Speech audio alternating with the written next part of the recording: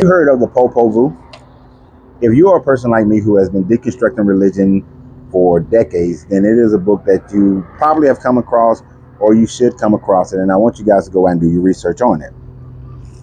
But the Popol Vuh is a ancient Mayan text that Europeans found out about around the 15 to 1700s during their conquest of Central America. The people of Guatemala, who are of present-day Guatemala, who are the ancestors, who are the descendants of the Mayan culture, when they felt that they could trust these Europeans, mistake, they gave them their sacred text of the Popol Vuh. I'm glad that they did, because for those of us who are deconstruction, we can see similarities in this story to many other stories around the world. I'm going to give you a brief summary of the story that I want you to then to go and research to gain the details of it. In this story of the Popol Vuh, you have multiple creations of man. Just as in the Sumerian story, as well as the biblical story, you have multiple creations of man. According to the Popol Vuh, man was originally created out of mud, but man crumbled. And then man was created out of wood, but he wasn't that functional. So him not being that functional, he was consumed by animals and died off. These two creations are somewhat similar to man being created out of mud in your biblical story as well as in your Kemetic story. Then you have man created by wood, not similar in any other format other than in the Sumerian story. There were at least 15 other versions of man that was created, but they weren't functional in the same way that the woodmen were not functional and they were consumed by animals.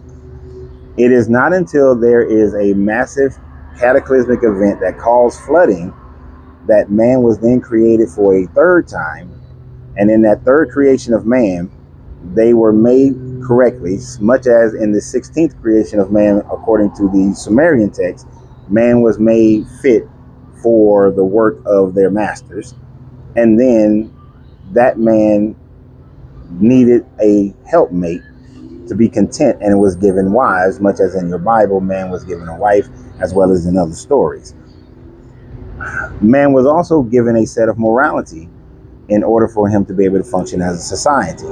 These same things happened in every other culture, that man was given some standard of morality in order for them to function in the culture that they're in. The last part that I wanted, well, two last parts that I wanted to talk about concerning this is that they call them pretty much the sky people, because they just say these people descended from the sky to restart their civilizations or create their civilizations. We see similarities in this all around the world, whether we're talking about the Aboriginals and how the sky people came down, the Hopi Indians, how the sky people came down, how in your Bible God descends on mountains with fire and smoke, or in the Sumerian story of the Anunnaki, from heaven to earth they came. So we have that similarity as well as beings coming from the sky.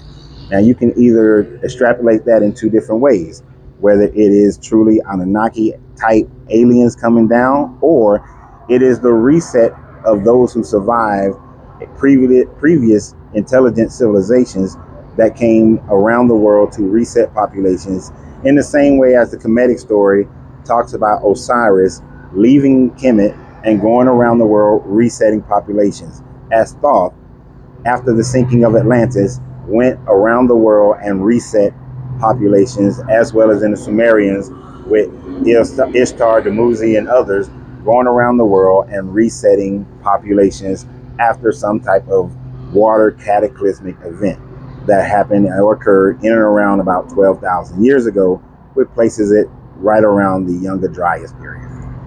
These are some of the similarities. Oh, as well as your similarity of there were two brothers who were overly involved in the majority of these stories.